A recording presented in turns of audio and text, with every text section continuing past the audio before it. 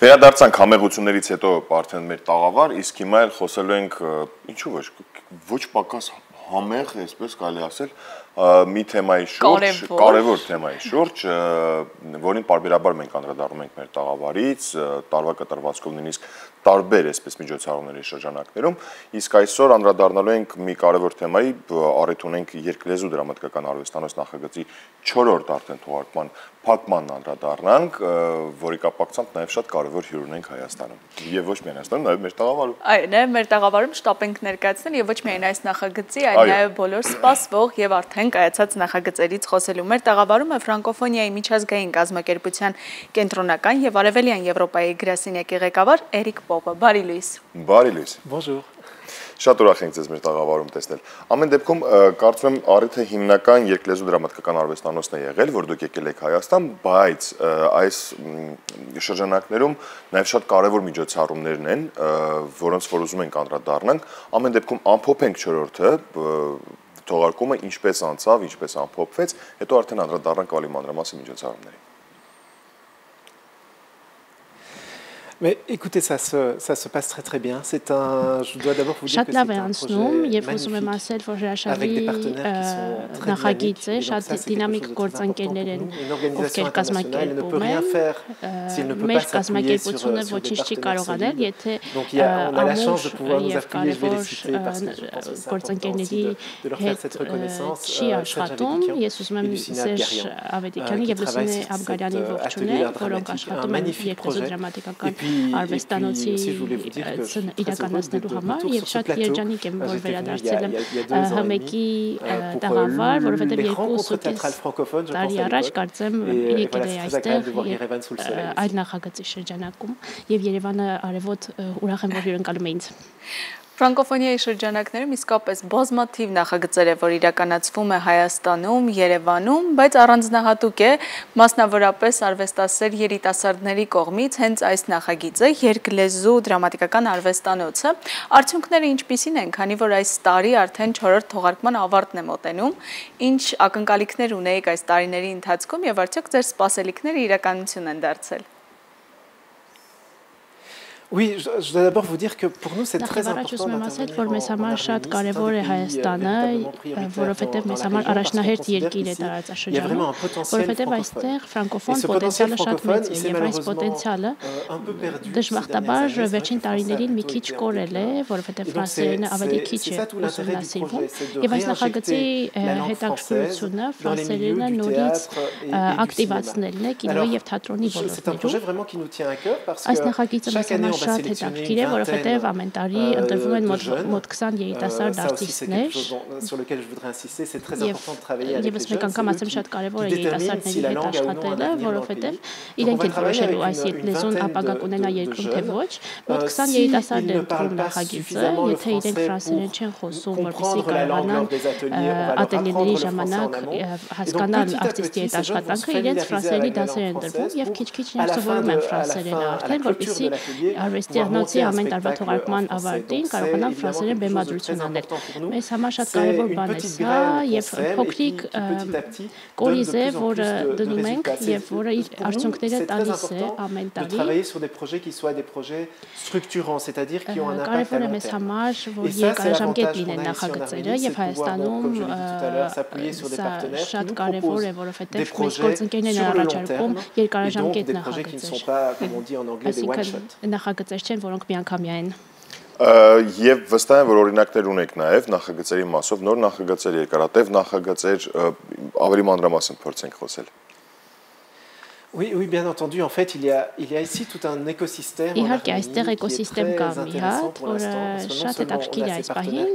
ոչ միայն այստեղ գործընկերներ, որ շատ դինամիկ են, բայց նաև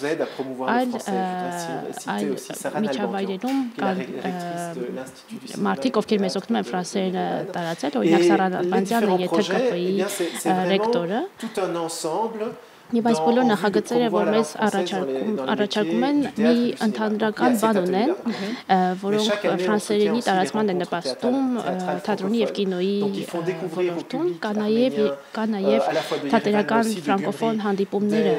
որոնց մենք աջակցում են եւ որոնք ֆրանկոֆոն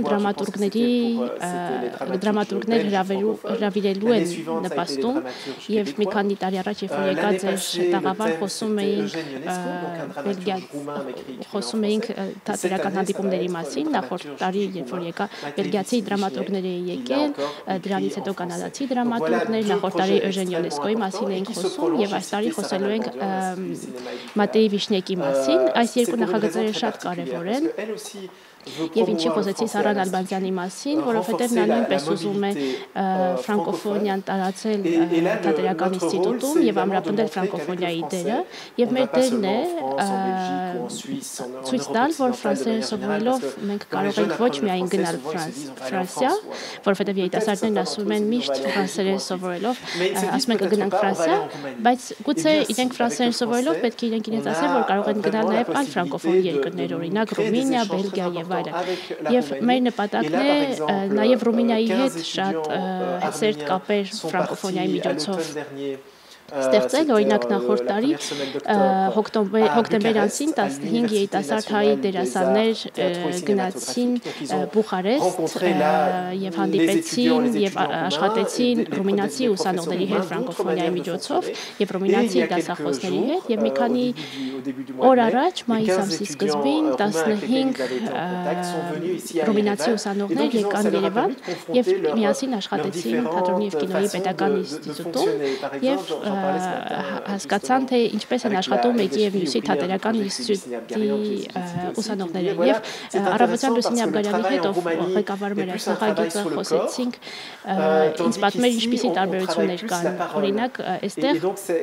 Հայաստանում ասում էր, որ ավելի շատ ուսանողները աշխատում են խոսքի վրա, մինչդեռ Ռումինիայում ավելի շատ մարմնի աշխատանք է թատրոնում Եվ մեզ համար կարևոր որ ֆրանսերենի միջոցով այս տարբերություններին ականատեսին են երիտասարդները եւ իրենց համար հնարավորություններ ստեղծվեն ֆրանսերենի միջոցով, որ հասկանան, որ տարբեր բաներ կարող են անել եւ կարող են դուրս գալ իրենց երկրից, հանդիպել այլ երիտասարդ ֆրանկոֆոնների եւ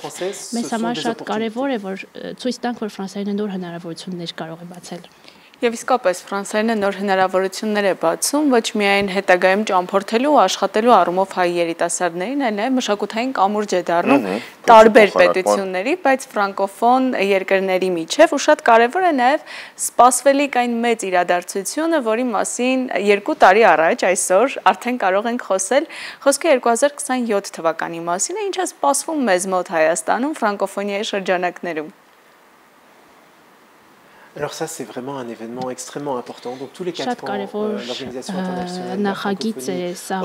Jeux de la francophonie. Donc c'est un super événement à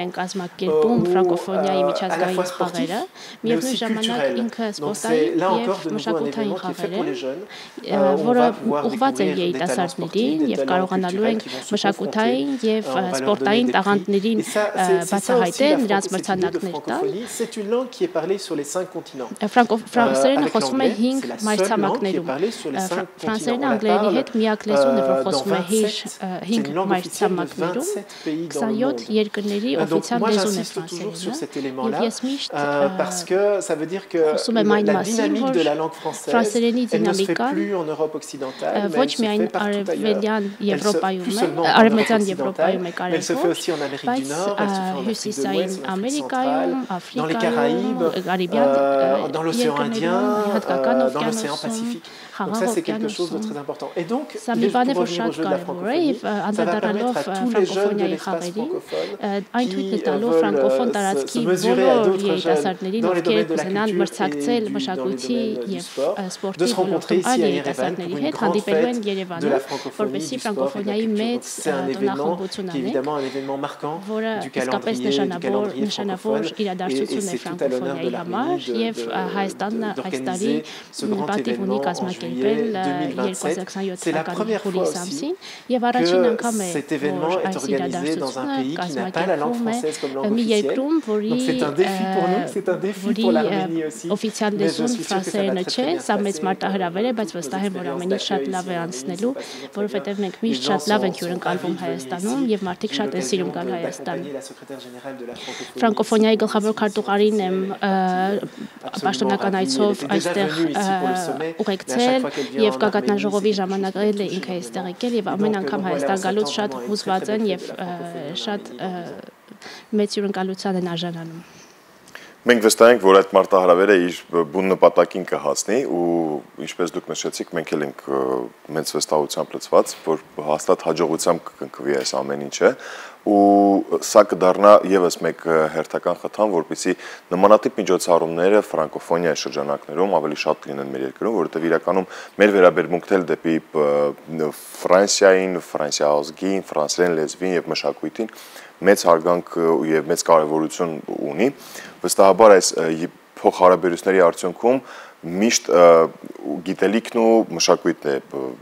շահում, օգտվում։ Շատ շնորհակալություն ձեզ, մենք վստահ ենք, որ հենց այս նախագծի մասին դեռ կունենանք առիթներ զրուցելու։ Ուրախ ենք ձեզ այդ առավոտը սկսել ու շատ շնորհակալություն, որ մեր տաղավարում եք այսօր։ Ձեզ լավ օրվա շարունակություն ենք մաղթում։ Շնորհակալ ենք, իսկ մենք սիրելի հեռուստադիտողներ, պետք է շարժվենք առաջ։ Պետք է շարժվենք առաջ միասին լսելու երաժշտություն։